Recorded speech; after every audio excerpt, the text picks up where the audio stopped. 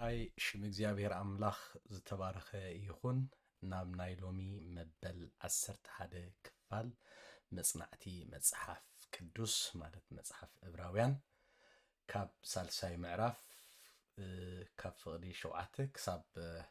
11 ዘሎ ፍቕዲ ክንርኢ ኢና። ብሽም ጎይታ የሱስ ከምብቦኤ ምእንቲ እዚ መንፈስ ቅዱስ ከምዚ ይብል ሎሚ ድምፁ እንተሰማዕኩም ከምቲ ብነድሪ በታ መዓልቲ ፈተና ኣብ በረኻ ዝገበርኩምዎ ልብኹም ኣይተትሩሩ። ኣብኡ ኣቦታትኩም እናተዓዘቡ ፈተኑኒ ግብረይ ከዓ 40 ዓመት ረኣዩ። ስለዚ ነዚ ወለዶ እዚ ኮሬኹሉ እሞ ኩሉ ሳዕ ብልቦም ይስሕቱ መገደይ ግና ኣይፈልጥዎን በልኩ ብቁጥዐይ ድማ ናብ ዕረፍተይ ኣይከኣቱን እዮም ኢለ መሃልኩ። ሓፈሻዊ ትሕዝቶ ናይዚ ትምህርቲ ጸሓፊ ናይ ዕብራውያን ነቲ ኣብ ምዕራፍ 3-4 ዝህቦ ማዕዳ ንፍርቂ ክፋል መዝሙር 95 ከም ድሕረ ባይታ ክጥቀመሉ እዩ። እንተኾነ ግና ጸሓፊ መዝሙር 95 ከም ድሕረ ባይታ ዝግልገለሉ ሓያለት ጽሑፋት ብሉይ ኪዳን ተጠቂሙ ኣሎ። ካብዚኣቶም ጽሑፋት እዚኣቶም ድማ ምስ ምውፃእ እስራኤል ካብ ግብፅን ጉዕዞ ናብ ምድሪ ተስፋን ዝተኣሳሰሩ ሓያል ፍጻመታት ኮይኖም ንረኽቦም። ብመጀመርታ ካብዚኣቶም ንሓደ ወይ ክልተ ክፍሊ ክንርኢ ኢና። ብፍላይ ድማ ነዚ ኣብ ዘጸአት 17 ካብ ፍቕዲ 1 ክሳብ 7 ዘሎ ከምኡ ድማ ኣብ ዝህሉቅ 13-14 ዘሎ ከምኡ ድማ ኣብ ዝህሉቅ 20 ካብ 1 ክሳብ 13 ተሰኒዱ ንረኽቦ። ኣብ ማሳብ መሪባን ዘጋጠመ ውድቀት እስራኤል ዝሓዘ ነዚ ከም መወከሲ ብምጥቃም እዩ ነዚ ኣብ መዝሙር 95 ኣቕሪብዎ ዘሎ ኢና ንብል ዘለና። ስለዚ መዝሙር 95 ንባዕሉ ነዚ ክፍልታት ናይ ብሉይ ኪዳን ከም ድሕረ ባይታ ተጠቂሙ መንፈስ ቅዱስ ብኡ በዚ ጽሑፍ ዝገይሩ ኣብዚ ዛረብ ስለ ዘሎ ቅድሚ እዚ መዝሙር 95 ብኸመይ ኣብ ሳልሳይ ምዕራፍ ተጻሒፉ እንሪኦ ቅድም ንባዕሉ እቲ በኹሪ ጽሑፍ ኣብቲ ብሉይ ኪዳን ዘሎ ፍጻሜ ክንሪኦ ክንፍትን ኢና። እዚ ምስ ገበርና ጸሓፊ ናይ ዕብራውያን ንመዝሙር 95 ከም መሰረት ናይቲ ኣብ ዕብራውያን ሳልሳይን 4ይ ምዕራፍ ዝህቡ ነዊሕ ማዕዱ ጥቀመሉ ኣገባብ ክነጽንዕ ኢና። ኣብ መወዳእታ እዚ ማዕዳ እዚ ንቤተ ክርስቲያን ሎሚ ብኸመይ ከም ዝምልከት ክንርኢ ኢና። ዕብራውያን ሳልሳይን 4ይን ዝሃቡ ነዊሕ ማዕዱ ዝጥቀመሉ ኣገባብ ድማ ክነጽንዕ ኢና። ኣብ መወዳእታ እዚ ማዕዳ ኢና ንዓና ንቤተ ክርስቲያን ከመይ ኣፕላይ ክንገብሮም ዘለና ክንርኢ ኢና ማለት እዩ። እዚ ተሓፈሻዊ ትሕዝቶ ናይዚ ትምህርትና እዩ። ዓውደ ጽሑፍ ናይዚ ክፍሊ እዚ ንምርዳእ ድማ ቅዲ ኣጻሕፋ ጸሓፊ ናይ ዕብራውያን ኣብ ክሳዕ ዝሕጂ ርኢናዮ ዘለና እናተበራረየ ዝጥቀመሎም ዓይነት ቅድታት ኣጻሕፋ ገለጻዊን ማዕዳውን ኢንተርቼንጃብሊ ዝጥቀም እዩ። ንምሳሌ ንምርኣይ ዝኣክል ኣብ መግለጺ ዕብራውያን 1 ወዲ ማለት ኢየሱስ ክርስቶስ ምሉኡን ናይ መወዳእታን ምግላጽ ኣምላኽ ንሰብ ምዃኑ ገሊጹልና። ንሱ ፈጣሪ ስለ ዝኾነ ካብ ኩሉ ፍጡር ኣዝዩ ይበልጽ፣ ከምኡ ስለ ዝኾነ ድማ ካብ መላእክቲ ኣዝዩ ዘለዓለ እዩ ኢልና። ጸሓፊ ናይ ዕብራውያን ልዕልና ወልድ ድሕሪ ምቕማጥ ሕጂ ነንበብቱ ነቲ ኣምላኽ ብኡ ኣቢሉ ዝገለጸልና እሱ ካብ ኩሎም ዝዓብቲ ኮይኑ ስለዚ በቲ ዝዓበየ ኣቢሉ ንዝመጸና መልእኽቲ ብልዑል ጥንቃቐን ኣቓልቦ ክንገብርን ኣብ ምዕራፍ 2 ካብ 1 ክሳብ 4 ይምዕድ።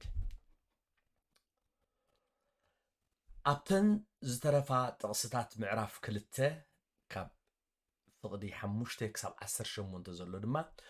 ወልድ ንቑሩብ እዋን ካብ መላእኽቲ ከም ዝተታሕተ ተገሊጹ ኣሎ። ነዚ ዝገበረሉ ድማ ኣብ ክንዲ ኩሉ ሰብ ሞት ምእንቲ ክጥዕም እዩ። ንዝወደቐ ሰብ ኣቢሉ ድማ ንዝወደቐ ሰብ ምድሓንን ናብቲ ናይ መጀመርታ ክብሩን ንምምላስን እዩ። በዚ ድማ ዝድንግጽ እሙን መሓርን ሊቀ ካህናን ክኸውን እዩ እዚ ምስ ፈጸመ ወልድ ኣብ ሰማይ ዓረገ ኣብኡ ድማ ኣብ የማን ኣቦ ከም ዝተቐመጠ ንርኢ ሽዑ ኣብ ሳልሳይ ምዕራፍ ጸሓፊ ናይ ዕብራውያን ብኻልእ መንገዲ ልዕልና ወልድ ካብ መላእኽቲ ካብ ነቢያት ዓቢ ድሕሪ ምባል ልዕልና ወልድ ኸርኤና ተበጊሱ ኣሎ ማለት እዩ ኣብተን ቀዳሞት ጥቕስታት ካብ 1 ክሳብ 6 ዘሎ ናይ ሳልሳይ ምዕራፍ ድማ ወልድ ጎይታናን መድሓኒናን ኣምላኽናን ኢየሱስ ክርስቶስ ካብቲ ኣብ ብሉይ ኪዳን ብዓይኒ ብዙሓት ኣይሁድ ኣዝዩ ዝኸበረ ሰብ ሙሴ ከም ዝዓቢ ድማ ይገልጽ ሙሴን ጎይታ ኢየሱስን እሙናት እኳ እንተነበሩ ሙሴ ግና ኣብ ዘላ ቤት ኣምላኽ ፍቕዲ 3 ከም ንሪኦ እሙን ክኸውን ከሎ ጎይታ ኢየሱስ ግና ኣብ ልዕሊ ቤት ኣምላኽ እሙን ነይሩ 3:6 ስለዚ ሙሴ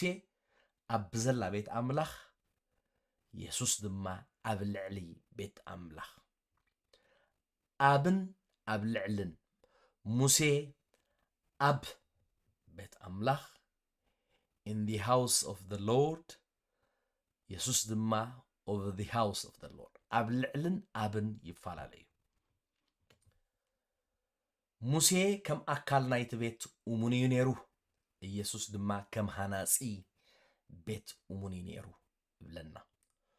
ሙሴ ከም ኣገልጋሊ እሙን እዩ ነይሩ ኢየሱስ ከም ወልድ እሙን እዩ ነይሩ ሽዑ ኣብ ሳልሳይ ምዕራፍ ፍቕዲ 7 ጸሓፍና ዕብራውያን ማዕድኡ ይቕጽል እንታይ ኢና ንብል ዘለና እቲ ቅዲ ኣጸሓፍኡ ቅድም ገለጻዊ ወይ ትምህርታዊ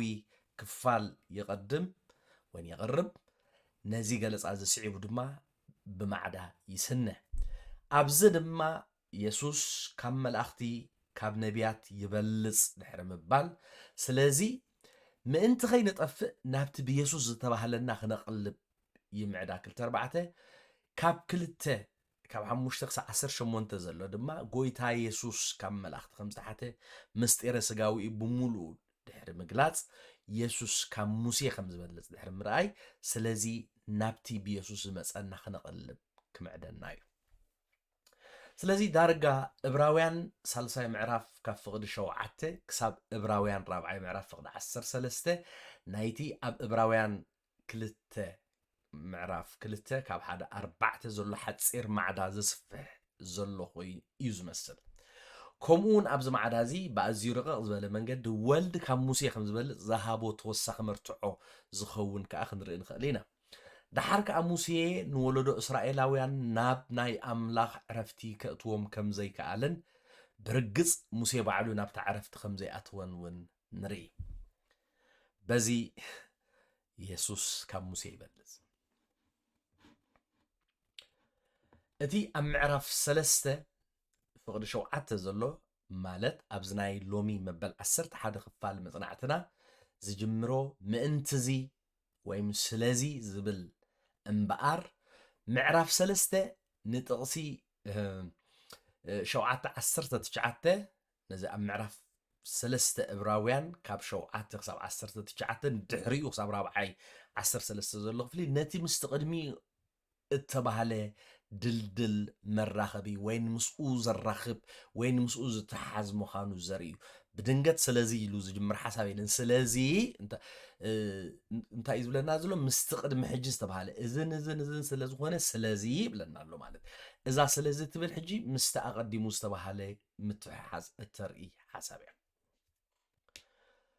እዚ ማለት ነቲ ኣቐዲምና ዝረኣናዮ ኢየሱስ ካብ መላእኽቲ ከም ዝዓቢ ስጋ ዝለበሰሉ ምስጢር ድማ ኣክንዲ ኩላትና ሞት ክጥዕምን ንብዙሓት ውሉድና ክብሪ ከእትዎምን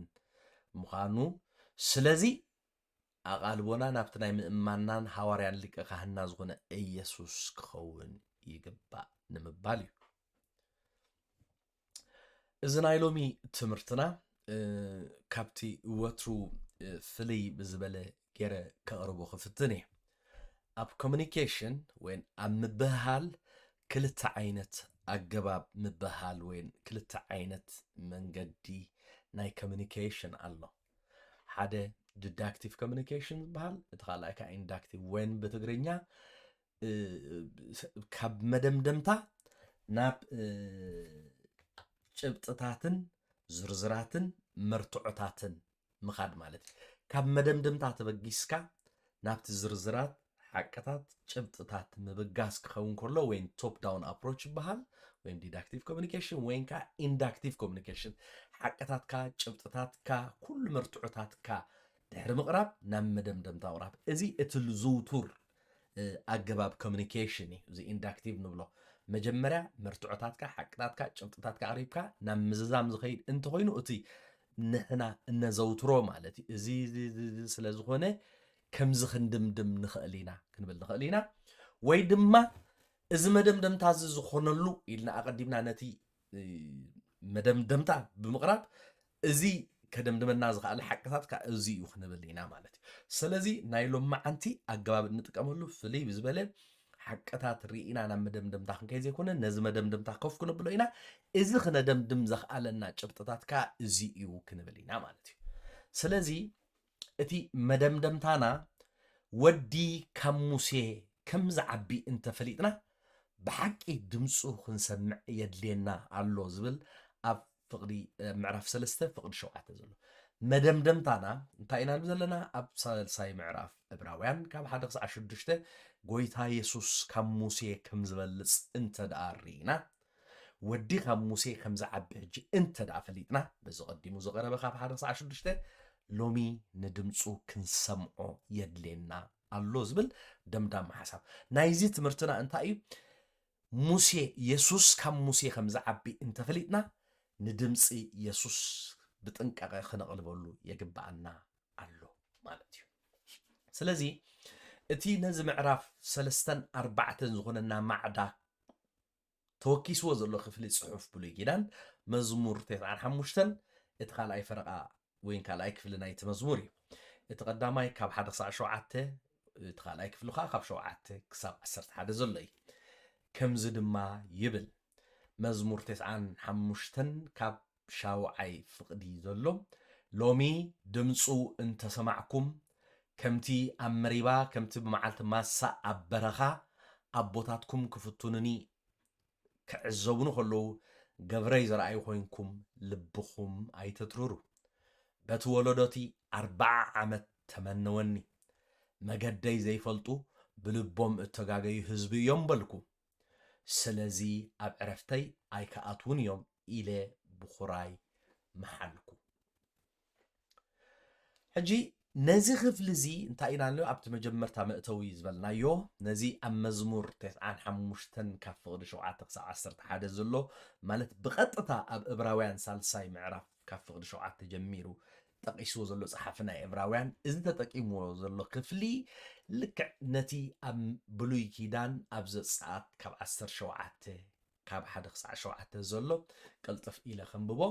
እቲ ካልኣይ ከዓ ካብ ዘህሉቅ 20 ካብ 1 ክሳብ 13 ዘሎ እዩ። ነዚ ናይ ዘፀኣት 17 ካብ 1 ክሳብ 7 ምስ ነንብቦ ኩሉ እቲ ኣኼባ ደቂ እስራኤል ካብ በረኻ ሲን ነቐለ ከም ትእዛዝ እግዚኣብሔር ድማ ካብ ሰፈር ናብ ሰፈር እናተጓዕዙ ኣብ ረፊድም ሰፈሩ እቲ ህዝቢ ከዓ ዝሰትዮ ማይ ኣይነበሮን እቶም ህዝቢ ድማ እንሰትዮ ማይ ሃቡና ኢሎም ምስ ሙሴ ተቋየቁ ሙሴ ከዓ ስለምንታይ ምሳይ ትቋየቁ በሎም ስለምንታይ ከነ እግዚኣብሔር ትፍትኑ በሎም እቶም ህዝቢ ስለዚ ተቋይቁን ምስ እንታይ ኣትበደላ ምስ ሙሴ ተቋይቁን ንእግዚኣብሔር ፈተንዎ ዝብላ ቃል ነስተብዕለለ እቶም ህዝቢ ድማ ኣብኡ ማይ ጸሚኦም ንሙሴ ስለምንታይ ኢኻ ንሕናን ደቅናን ማልናን ብጽምኢ ማይ ክንመውት ካብ ግብፂ ዘደየብካና ኢሎም ኣጉረምረምሉ ሙሴ ድማ ነዚ ህዝቢ እዚ እንታይ ክገብሮ እየ ብዳርባ እምኒ ክቐትሉኒ ቁሩብ ተሪፍዎም ኣሎ ኢሉ ናብ እግዚኣብሔር ኣእወየ እግዚኣብሔር ድማ እግዚአብሔር ድማ ንሙሴ ናብ ቅድሚ ህዝቢ ሕለፍ እሞ ካብቲ ዓበይቲ እስራኤል ከዓ ምሳኻ ውሰድ እታ ነታ ሩባ ዝወቃዕካላ በትርኻ ድማ ኣብ ኢድካ ሒዝካ ያኺድ እንሆ ኣነ ኣብኡ ኣብ ቅድሜኻ ኣብ ልዕሊ ኸውሒ ሆሬብ ደው ክብል እየ እቲ ኸውሒ ክትወቅዖ ኢኻ ነቶም ህዝቢ ዘስቲ ማይ ካብኡ ክወፅኡ በሎ ሙሴ ድማ ኣብ ቅድሚ ዓበይቲ እስራኤል ከምኡ ገበረ ብዛዕባ እቲ ቆየቋ ደቂ እስራኤል ንእግዚኣብሔር ድማ እግዚኣብሔር ኣብ ማእኸልና ዶ ኣሎ ወይ ኣይፋሉን ኢሎም ስለ ዝፈተንዎ ስም እታ ቦታ ማሳን መሬባን ኢሉ ወፀ ኣብዚ እንታይ ኢና ንርኢ ዘለና እዞም ህዝቢ ምስ ሙሴ ከም ዝተቋየቁ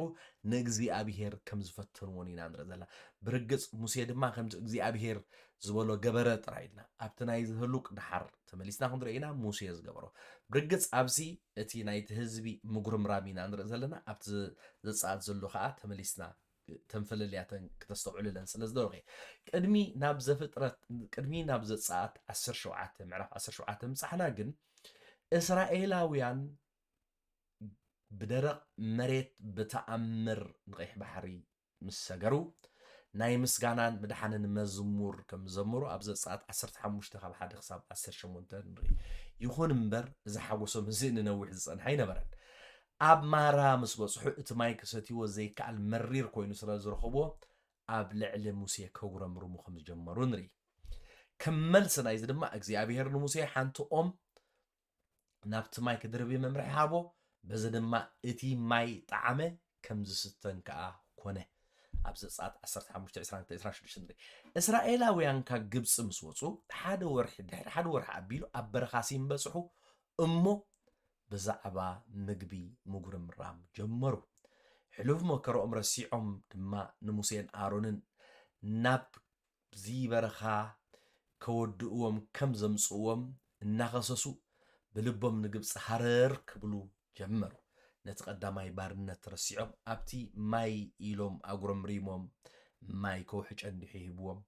እንደገና ሕጂ ድማ ቁርብ ጸኒሖም ብዛዕባ መጉሪ ከጉረምርሙ ጀሚሮም ንሙሴ ድማ ክቋየቁ ከጓዕብዑሉ ጀሚሮም ማለት ብልቦም ድማ ነቲ ናይ ባርነት ነቲ ናይ ግብጽ ነገር ሃረር ክብልዎ ከም ዝጀመሩ ንርኢ ማለት እዩ ይኹን እምበር ኣብ ዘጻት 16 نو بزعبا مغبي كغرمرمو جمرو እግዚአብሔር ኣብቲ ቀዳማይ ብዛዕባ ማይ ከጉረምርሙ ጀሚሮም ካከውሒ ማይ ከም ዘውፃሎም ርኢና ብዛዕባ መግቢ ከጉረምርሙ ምስ ጀመሩ ድማ እግዚአብሔር አምላኽ ማናን ብርኒ ጎታትን ከም ዝሃቦም ንርኢ ማለት እዩ ስለዚ ኣብ ዘጻት 16:28 ዘሎ ሕቶ አምላኽ ነቲ ቀጻል ዘይምእሳዝ እስራኤል ዘመልክት እዩ ዋላ እኳ ማናን ብርኒ ጎታት እንተዳለወ እግዚአብሔር ከኣምንዎ ከም ዝተሸገሩ ኢና ንርኢ ስለዚ እንታይ ኢና ንርኢ ኣብዚ ፓተርን ዘደጋገም ገለ ነገር ጎዲሉ ማይ ጎዲሉ ብሉ ማይ ካከውሕ እንተሃቦም ድንቂ ዝኾነ ተኣምራት ከውሒ ማይ አንቲዑ ኣፈልፊሉ ማይ ወምሰትዮም መግቢ ወልሓደ ኣብ ዘይብሉ በርኒጎን ማናነ መጊብዎም ጽንሕ ኢሎም ንዑ ረሲዖም ነቲ ኣብ ግብጺ ዘሕለፍዎ ባርነት ረሲዖም ኣብ ልዕሊ ንኣምላኽ ክፍቱንን ኣብ ልዕሊ ሙሴ ከጉረምርሙን ኢና ንሪኦም ዘለና ብተመሳሳሊ መንገዲ ኣብ ዝህሉቅ 20 ካብ 1 ክሳብ 13 ዘሎ ሓቂ ድማ ከምዚ ዝብል بزلو أخي بعدك إسرائيل كأب تقدميت ورحي نبرخا زين أتوه أب قاديست ما بصحو ميريام كأبو موتت أبو انت قبرت أتا أخي بعد ما ماي عين برون شعو عبل على موسين عبل على آرون انت أكبو اتهم حزب خان موسى إتا أحواتنا أكد مجزي أبيركم وتقولوا انت نموت ما نمهابنا نحنا نكبتنا دما أبو خد موت سلمتين محبر جزي أبيرنا بزبرخازي أمساكموا سلمنتاي كنابزا خفت بوتا ختمصونا خا ግብጺ አደየብኩምና ናይ ዘርኢ ወይ ናይ በለስ ወይ ናይ ወይኒ ወይ ናይ ሮማን ቦታ አይኮነትን ዝስተማይውን የብላን ኢሎም ተቃይቅዎ ሙሴን አሮንን ከአ አቅድሚ ማሕበር ናብ አፍ ድንኳን ምርኻብ ከዱ በገጾም ድማ ተደፍኡ ክብረ እግዚአብሔር ከአ ተራዮም እግዚአብሔር ድማ ሙሴ ከምዚሉ ተዛረቦ ነታ በትሪ ውሰዳ ንስኻን ሓውካ አሮንን ከአ ነታ አኼባ አክብዎ አቀድሚኦም ድማ ነቲ ኸውሒ ተዛረብዎ ንስኹአ ማይ ይሃብ ንስኻውን ካብቲ ኸውሒ ማይ ተውፅኣሎም ነቲ አኼባን ንኸብቶምን ከአ ተስቲ ሙሴ ድማ ከም ዝተኣዘዞ ነታ በትሪ አቀድሚ እግዚአብሔር ወሰዳ ሙሴን አሮንን ድማ ነታ ማሕበር አቀድሚ ተኸውሒ አክብዎም አቱም ዓለወኛታት ሕጂ ስምዑ ካብ ዝኸውሒ ዝዶ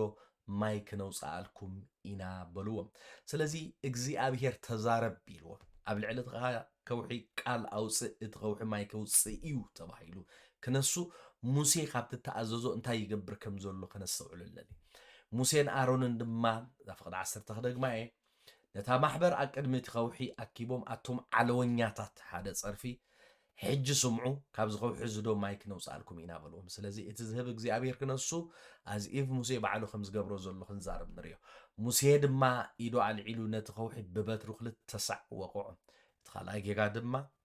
ተዛረብ ቃል ኣውፅእ ተባሂሉ out of frustration ካብ ቁጥዐ ተደሪኹ ብኩራት ተደሪኹ ነቲ ከውሒ ብበትሪ ክልተ ሳዕ ከም ዝወቅዐ ብዙሕ ማይ ከዓ ወፀ እቲ ኣኼባን ከብቶምን ሰተዩ እግዚኣብሔር ድማ ንሙሴን ንኣሮንን ኣብ ቅድሚ ደቂ እስራኤል ክትቀድሱኒ ብኣይ ስለ ዘይኣመንኩም ስለዚ ነዛ ማሕበር እዚኣ ናብቲ ዝሃብክዋ ምድሪ ኣይክተእትዋን ኢኹም በሎም እንታይ እያ ትብል ዘላ እዚኣ ደጊምና ክንዝምረላ ኢና ኣብ ቅድሚ ደቂ እስራኤል ክትቀድሱኒ ብኣይ ስለ ዘይኣመንኩም ሙሴን ኣሮንን ኣብ ቅድሚ እቲ ህዝቢ ክትቀድሱኒ ብኣይ ስለ ዘይኣመንኩም እቲ ናይቲ ህዝቢ ዘይምእማን ሓደ ነገር ኮይኑ ሕጂ ግን እቶም መራሕቲ እቶም ናብ ዕረፍቲ ክእትዉ ብእግዚኣብሔር ዝተሸሙ ኣብ ቅድሚ እስራኤል ኣብ ቅድሚ እተሸምዎ ህዝቢ ንእግዚኣብሔር ኣምላኾም ኣይቀደስዎን ስለ ዘይኣመኑን ስለዚ ነዛ ማሕበር እዚኣ ናብ ዕረፍቲ ኣይክተእትውን ኢኹም ከም ዝተባህለ ንርኢ እዚ ማይ መሪ እንታይ ናብታ ዝሃብኩም ምድሪ ኣይክተእትውን ኢኹም በሎም እዚ ማይ መሪባ ደቂ እስራኤል ምስ እግዚኣብሔር እተቋየቁሉ ንሱ ከዓ ኣባታቶም እተቀደሰሉ እዩ ስለዚ እንታይ ዝብል ዘሎ ኣብ ዝህሉቅ 13:14 ምዕራፍ ቅድሚ ሕጂ እቶም ሰለይቲ ፀብፃብ ሒዞም ምስ ተመለሱ ናብ ምድሪ ተስፋ ምእታው ከም ዝተኸልከሉ ንዝክሮ ኢና እቲ ታሪክ ንሕና ኣንበጣ ኢና ንሕና እንጀሮኦም ኢና ንደቂ ዓናቕ ንሕና ክበልዑና ኢሎም ነቲ ህዝቢ ሙሉእ ለይቲ ከብኪቦም ዝሓደሩ ፍፁም ከም ዘይኣተው እቶም መራሕቲ እቶም ንሶም ዝመርሑ ወለዶን ከም ዘይኣተው በንፃሩ እኳ ደኣ ነቲ ወለዶ ሙሉእ ን40 ዓመት ኣብ በረኻ ኮለል ድሕሪ ምባል ሕጂ ድሕሪ 40 ዓመት እስራኤላውያን ናብ ቃዴስ ከም ዝተመለሱ ኣብ ዝኽብል ንርኢ እዚ ሓድሽ ወለዶ ኣብ ተመሳሳሊ ቦታ ብካልእ ናይ እምነት ፈተና ክብዳህ ከሎ ንርኢ ማለት እዩ ስለዚ ብዝርዝር ክንሪኦ ከለና ነዚ ሕጂ ጥቕልል ኣቢለ ክንብቦ ዝፀናሕኩ ዘህሉቅ 20:1-13 ተቐዳማይ ድሕሪ 40 ዓመት ናብ ዘሰይም ቦታ ካብ ቃዴስ ናብ ቃዴስ ንርኢ ኣለና ኣብ ክልተ ካብ ፍቕዲ 2-5 ዘሎ ከዓ ምጉርምራም ህዝቢ ንርኢ ሳልሳይ ክፋል ኣብ ፍቕዲ 6-8 ዘሎ ድማ ትእዛዝ ኣምላኽ ንሙሴ እዚኣ ከምብባየ ሙሴን ኣሮንን ናብ ድንኳን ምርኻብ ከይዶም ኣብ ቅድሚ ኣምላኽ ብገጾም ተደፊኦም ክብሪ ኣምላኽ ከም ዝተገልጸ ኣምላኽ ድማ ንሙሴ ንጹር መምርሒ ሃቦ ነቲ ጉባኤ ኣኪብካ ኣብ ቅድሚኦም ነቲ ከውሒ ተዛረቦ ማይ ከዓ ከውፅእ እዩ ከም ዝበሎ ንርኢ ማለት እዩ እዚ ከዓ ፈተና እምነትን ተኣዛዝነትን እዩ ነቲ እግዚኣብሔር ዝኣዘዞ ይኣምኖን ነቲ እግዚኣብሔር ዝበሎስ ይኣምኖን ይእዘዞን ዶ ዘርኢ ከመይስ ኣምላኽ ሙሴ ነቲ ከውሒ ኣብ ክንዲ ዝሃርሞ ነቲ ከውሒ ተዛረብ ኢልዎ ነገር ግና ሙሴ ብኣንጻሩ out of frustration ነቲ ከውሒ ክልተ ግዜ ኣቶም ዓለወኛታት ማይ ዶ ክንበኩም ኢሉ እሱ ከም ዝገብሮ ኣብ ክንዲ ዝዛረብ ክልተ ሳዕ ንከውሒ ከም ዝሃረመ ንርኢ ኣብኡ ፍቕዲ 9:11 ድማ ዘይምእዛዝ ሙሴ ንርኢ ማለት እዩ ካብ ብእምነት ብቁጥዐ ተደሪኹ እዚ ከም ዝገበረ ካብ ዝከውሒ ዝዶ ማይ ክነውፅእ ኣልኩም ኢና እናበለ ኣምላኽ ረሲዑ ንእግዚኣብሔር ኣብ ቅድሚ ህዝቡ ስለ ዘይቀደሶ እግዚኣብሔር ድማ ሳዕቤን ናይዚ ድማ ናብ ቦታ ዕረፍቲ ንሱን ኣሮንን ከም ዘይኣተው ኢና ንርኢ ብዝኸፍል እዚ ማለት እዩ ስለዚ እዚ ድሕረ ባይታ ነንብቦ ዘለና ነዚ ፀሓፊ ናይ ዕብራውያን ኣብ መዝሙር 95 ዘሎ ክፋል ብቐጥታ ጠቂስዎ ስለ ዘሎ ኣብ ዕብራውያን መዝሙር 95 ካ ኣብዚ ሕጂ ክልተ ክፍሊ ንምሳሌ ክኾነና ንሪኦ ዘለና ሓሳብ መሰረት ዝገበረ ስለ ዝኾነ እዚ ዘሎ ማዕዳን መጠንቀቕታን ስለዚ ቅድሚ ነዚ መዝሙር ምፅናዕና ኢና ነዚ ክንርኢ ደልና ስለዚ ትዕዝብትና ብዛዕባ ዘን ናይ ዘህሉቅን ዘፃኣትን ክንሪአን ፀና ናይ ማሳን መሪባን ፍፃሜታት ክንሪኢና ኣብዚ ክፍሊ ፅሑፍ እዚ እንዕዘቦ ነገር እንተልዩ ክሳዕ ክንዲዚ ብዛዕባ ዘይምእማንን ዘይምእዛዝን እስራኤላውያን ዘይኮነስ ብዛዕባ ዘይምእማንን ዘይምእዛዝን ሙሴ ክንስምረሉ ደሊ ህዝቢ እስራኤል ከምዚ ዓይነት ባህሪ ካብ ዘርኢ 40 ዓመት ኣቁፂሩ ስለ ዘሎ እግዚኣብሔር በዚ ህዝቢ ዝተመነወኒ ክሳዕ ዝብል ዝገበርዎ ሓድሽ ኣይኮነን እቲ ሓድሽ ዝገብሮ ግን ሙሴ እቲ ሓድሽ ዘሕዝንን ከዓ ዝገብሮ ኣብዚ ቦታ እዚ ንሪኦ ሙሴ ዝሃቦ ግብረ መልሲ እዩ بمسرت قال أملاخ موسى أملاخ أي أمنون بزخا أي تأززون كموسى تدما موسى يكون أرون لك كم تزمر هو زي أمنن زي إزوزن ولد إسرائيل نام مدر تسفى كأتو أي تفقد اللهم فقد عسرت غلطة زيزونا إجزي أبيهر دما نموسين أرونن أكل مدك إسرائيل كتقدسوني بأي سلازي أمامكم سلازي نزام حبر زيا نابت ذهب كوم مدري أيكتوم إيخم بلوم إذا بوتا لك كمتي أبز ساعات 17 أنبو بوتا ماسا مالت فتناي مريبا مالت كاويا ناي فتنان ناي مقياقن ناي مغرم راب سلازي أبزي أتي أوراق نعزوانو دلي أتي أملومي أبز تزحزن في الصامين ريقن موسيون لك خمت زمرح حزبي أب كابتي إجزي أبيهر زأزوزو نجزي أبيهر قدسو أي أمنون أي تأزوزون موسيقى لك خمتم سوز مرعو أبوتا عرفتي كم زي أتو إنا نري بزي صحف زي إبراويان سلسة حدا شدشته قويتانا يسوس كان موسى يبلس زبل صحفنا إبراويان زغربو السنة موجود يدقفتو برقص يدقفنا هو موسى خمسوتو إسرائيلاويان نأملخ ملو بملو أمن عينبرن نقالونا يتعززن موسين أروننكا كمتم إسرائيلاويان بصوتهم نابتيز ترف مدرخن أن كأتو كم زي تفقد اللومين أندرزل نابزي برقص موسى نابزي عرفتي زي مقتاو موسى امنتو خيدو كنبل عين خلنينا مغنياتو دحر اب حدش كيدان كنرئ خلنا قويتا ابتناي كران ملوات اجزي بعلو قويتا ياسوس موسين ارونن كزاربن سلازي ابزي انا ناي ديسيبلين سقوم تخوصلو إنا نرئي ابتي توالا موسى امنتو خيدو ايكوننا املاك خيدو سلازي اجزي ابير ناب عرفت اتوون كنبل كلنا نسيو زي كنا نابتن اي مدراو عرفت اتوونينا نبل زلنا ابزي ازق بخمي ابلاي نقبرو نرينا دحر تبزخ نريو دلينا زلنا قن يسوس كان موسى يبلزي موسى خمتم سوز مرحب نسون اقله وان كم زي انا املاح اقدم هزبو كم زي قدسون كم زي امنون كم زي تأززون كنرئي سلازدلو خي ابزي مزمور 95 ግን تقلل بزبله حساب انتايو زبل ينان زلنا سالساين رابعي معراف إبراويان زلو معدها مزمور 95 مركز جبر إلنا لنا إذا مزمور 95 تخال أي فرقو خانتاي ندمسو سلا زي سمعو لبوم سلا زترارو ناب تزمد دبلهم عرفت فتسيمو ماياتون سلازي نزن كلته نايزة ساعات مبل 10 شوعات معراف كاب حدا صع شوعتن نايزهلوك عيسرا خبا حدا صع 10 سلسن تقلل بزبل حسابن أم مزمور داويت انتا جيروينا نمزلنا ندمسو سلا زي سمعو لبوم سلا زترارو نابتي زمد دبلهم عرفت فتسيمو مكااتو أي كألون إلونا سلازي حج انتا إنا نمزلنا دحر بايتانا اي مزمور 95 مجمريا اتفصامتات إسرائيل كاب مدرق بسي كاب بارنت بنغص مدري مسجرو نجزي أبيهر قبل على جزي أبيهر ماين مجبن إلهم كم زجرهم رومو تدقاقا من 4 عمد زخده دقنقم عينت ناي امنتن ناي زي مئزازن كنرئي دحر مصنح سلازي صحافي ناي مزمور 95 نازل بوركس بمقبار أبوتاتهم دمسو خم زي سمعو لبوم سلازترارو نابوت عرفتك كم زي عطولو مين سلازي صحافنا إبراويان كأن نزا مزمور 95 أمسي بقطتا أم معرف 3-4 نزلو معدون ويما تنقاطون مركوس زقبر الله فلس لزوانا حجو قرب نزيا أقراربا نايزا مزمور 95 كأتا يمسك قطب فيلا كريا خفتني بمجمريا تعزبتاتنا نايزا مزمور انتا يزخون مزمور زا مزمور زيا أكلته كفالات زتمغلت كوينان ريا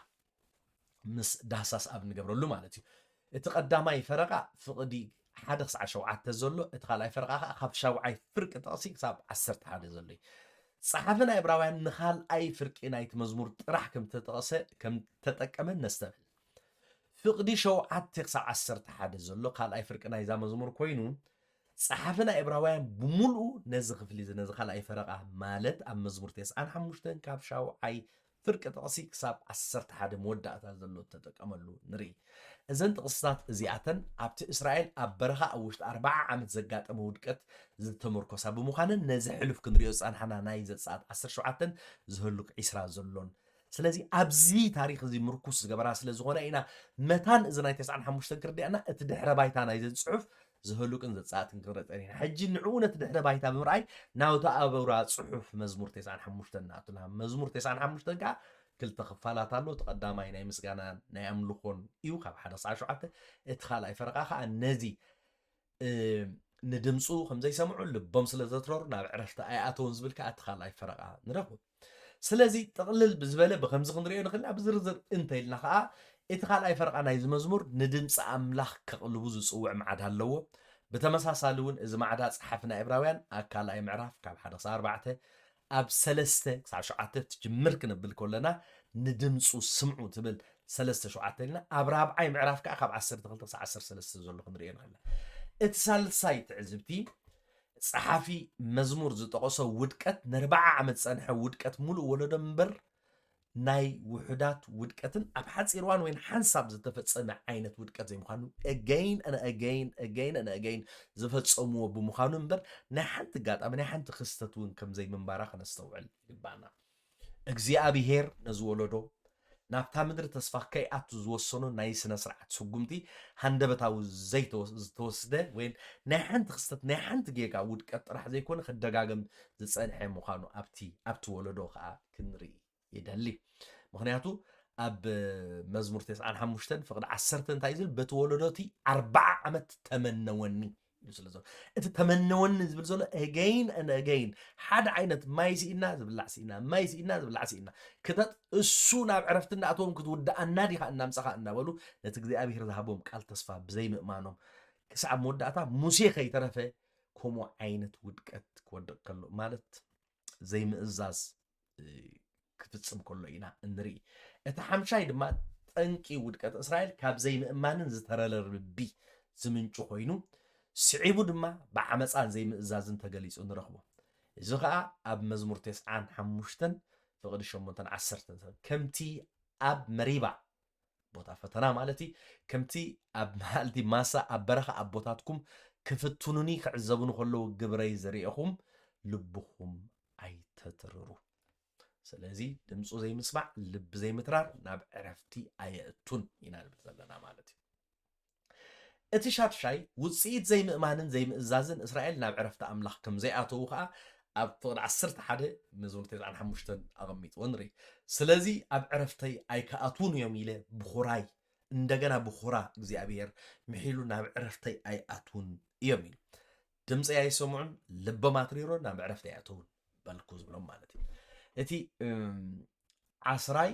መከላኸሊ ትርልቢ ቃል ኣምላኽ ምስማዕን ንኣምላኽ ብምምላኽ ኣብ ሕብረት ብምዃን ሓድሕድካ ብምትብባዕን እዩ ምክንያቱ ኣብ ፍቅዲ 7 ከምዚ ንሱ ኣምላኽና እዩ ንሕና ድማ ህዝቢ መጓሲ እዩ ኢዱ ክትክብክበን ኣባጊዑ ኢና እሞ ሎሚ ድምፁ እንተሰማዕኩም ድምፂ እግዚኣብሔር ምስ እንሰምዕ ካብ ትርልቢ ክንሕሎ ኢና ስለዚ እታ መዝሙር እውን እንተሪእና ኣምልኾ ንዑ ንሕና ኣባጊዕና ንዘምር ነምልኽ ክብልፀኒ ከምኡ እንተዘይገበርና ግን እንታይ እዩ ዘሎ ድምፁ ተዘይሰማዕና ከምኡ እንተዘይገበርና ነቲ ዝሰማዕና ኣትሪርና እንተዘይሓዝና ግን ልብና ናብ ትርኺ ኸይዲ ብኡቢልና ከዓ ካብ ዕረፍቲ ክንበኩር ኢና እዩ ዝብል ማለት እንታይ ንምባል እዩ መዝሙር 95 ኣብ ዕብራውያን 3 ምዕራፍን 4 ምዕራፍን ተጠቂሙሉ እንተዳይና ፀሓፊ ናይ ዕብራውያን መጽሓፍቲ ብሉይ ኪዳን ብድርኺት መንፈስ ቅዱስ ከም ተጻሕፉ ከም ዝኣምን ንምግንዛብ ኣብ ቀዳማይ ክፍሉ መንፈስ ቅዱስ ከምዚ ይብል ኣሎ ኢልያት ስለዚ እዚ ኩሉ ንሪኦ ዘለና ኣብ መዝሙር ዘሎ መንፈስ ቅዱስ ብመዝሙር 95 ኣቢሉ ከም ዝተዛረበና ነስተውዕል ይግባእ ትምህርቲ መዝሙር 95 ንተቐበልቲ ዕብራውያን ካብ ሳዕቤን ንቓል ኣምላኽ ሸለል ምባል ምስ ካልኦት ኣመንቲ ሕብረት ዘይምግባርን ንምጥንቃቕ እዩ ከምዚ ዝኣመሰለ ተግባራት ናብ መንፈሳዊ ድንቁርናን ምትራር ልብን ኣንጻር ኣምላኽ ዕልወትን ከም ዘስዕብ ከዓ ክምህር ስለ ዝደለየ እዩ ስለዚ ሓደ ነገር ይምህር መጠንቀቕታ ይምፃእ ሎ ጅት ክብለና ዝፀንሐ ድምፁ እንተዘይሰሚዕና ኢየሱስ ካብ ሙሴ ይበልፅ ስለዚ ድምፁ ንሙሴ ነቕልብ ተጠንቂቕና ነቕልበሉ ነቲ ዝበሃለና ምእንቲ ከይንጠፍእ ኢሉ ኣብቲ ካልኣይ ምዕራፍ ናብቲ ዝበሃለና ነቕልብ ኣትሪርና ናሓዞ ነቲ ዝሰማዕናዮ ናትና ጌርና ነንበረሉ ከምኡ እንተዘይገበርና ግን ክንጠፍእ ኢና ስለዚ ድምር እኩብ መልእኽቲ ናይ እዚኣ ከዓ እንታይ ዝብል እንታይ ኢና ንብል ዘለና እዛ መዝሙር 95 ንድምፀይ ስለ ዘይሰምዑ ልቦም ስለ ዘትረሩ ናብ ዕረፍቲ ኣያትውን እዩ ስለዚ ኣንጻር መድሃኒት ናይ እዚኣ ከዓ ንድምፁ ምስማዕ ካብ ልቢ ምትራር ንሕሎ